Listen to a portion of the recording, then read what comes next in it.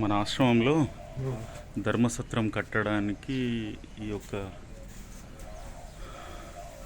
భాగం, పశ్చిమ భాగం ఈరోజు పని పూర్తయింది. నిన్న అంతా కూడా దక్షిణ భాగం అయింది. కిటికీలు మనం తేనైంది.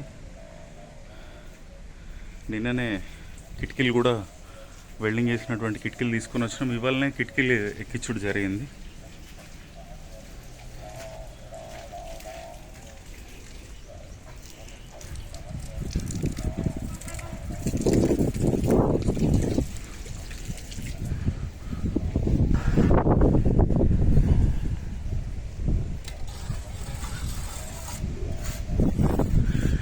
ఇది కాలభైరవునికి దక్షిణ నైరుతిలో ఉంటుంది, శివాలయం పక్కన.